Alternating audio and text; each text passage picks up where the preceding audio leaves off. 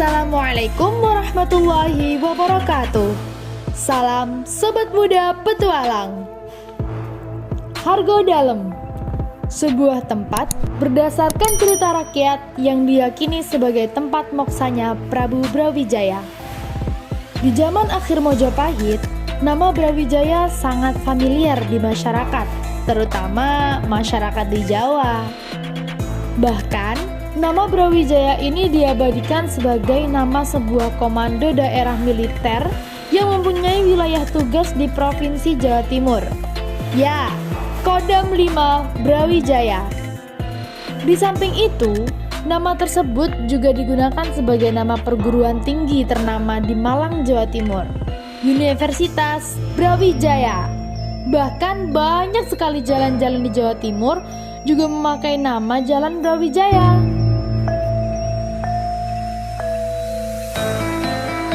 Sobat semuanya, kawasan Hargo Dalem ini bisa ditempuh lewat semua jalur pendakian di Gunung Lawu.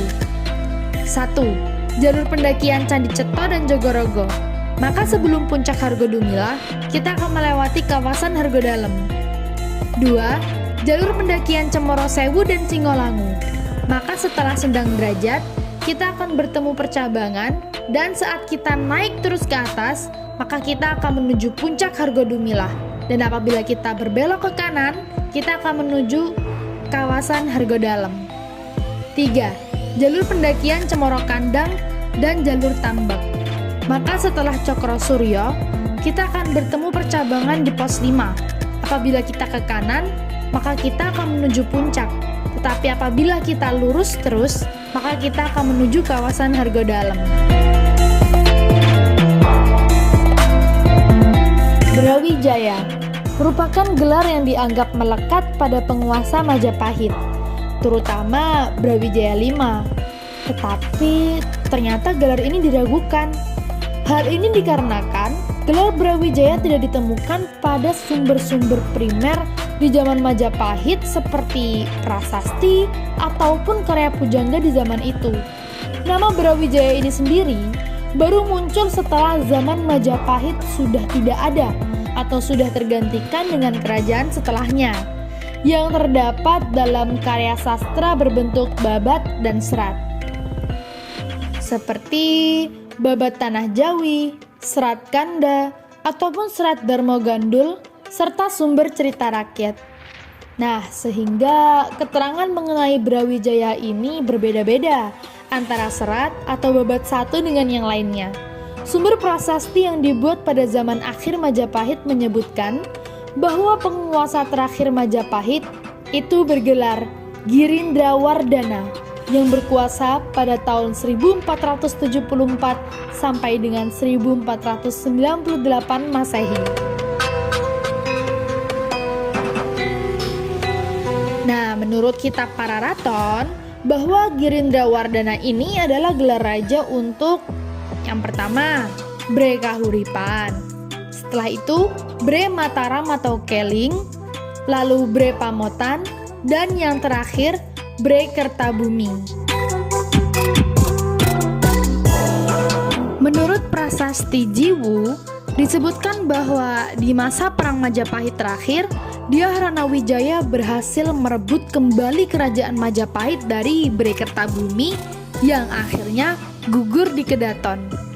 Dari sini kita bisa mengambil kesimpulan nih bahwa Brawijaya V paling banyak disematkan kepada Bre Kertabumi yang terbunuh saat perebutan tahta Majapahit oleh Dyahrana Wijaya, ataukah sebenarnya Brawijaya V itu adalah Dyahrana Wijaya sendiri yang berkuasa atas Wilwatikpura atau Majapahit, Jenggala, dan Kediri.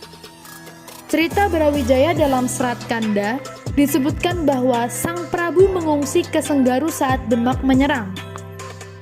Versi lain dalam Serat Darmo Gandul, Brawijaya beserta pengikutnya mengungsi, namun ditemukan oleh Sunan Kalijaga saat tiba di Blambangan, dan oleh Kanjeng Sunan Kalijaga akhirnya diislamkan di sana.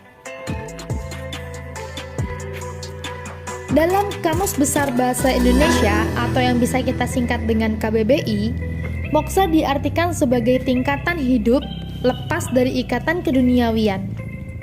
Maka, kemungkinan besar Prabu Brawijaya V benar-benar mengalami moksa, karena beliau rela meninggalkan tahta dan kedudukan untuk mencari ketenangan jiwa yang terlepas dari urusan keduniawian berupa tahta dan kedudukan sebagai raja.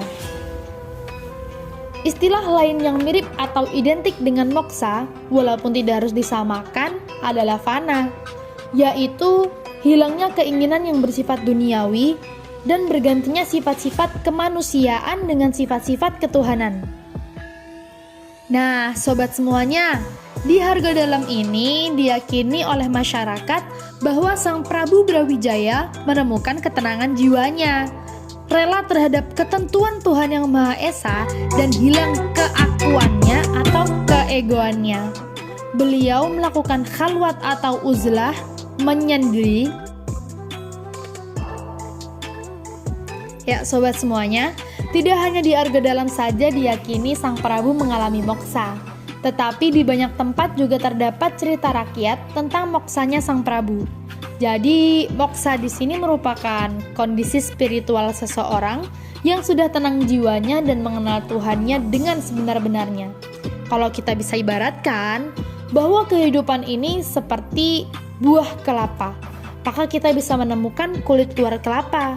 Lalu kemudian kita masuk lagi, maka kita bisa menemukan sepet atau kulit dalam kelapa. Lalu kita masuk lagi, kita bisa menemukan cangkang kelapa yang keras. Lebih dalam lagi, maka kita bisa menemukan daging kelapa dan air kelapa. Dan di balik susunan lapisan kelapa di atas, ternyata bisa muncul juga minyak kelapa.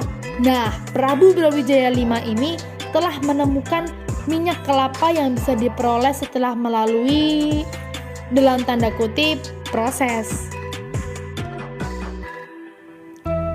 Berdasarkan cerita rakyat, ada beberapa tempat yang diyakini sebagai lokasi moksanya Prabu Brawijaya, yaitu yang pertama, sebuah bangunan di Pantai Ngobaran, Dusun Gebang, Kabupaten Gunung Kidul, dan yang kedua, kawasan Hargodaland di sekitar puncak Gunung Lawu.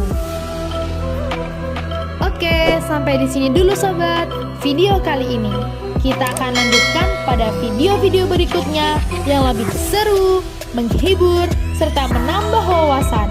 Jangan lupa like dan subscribe ya, serta bunyikan lonceng biar channel ini bisa terus memberikan hiburan serta menambah wawasan.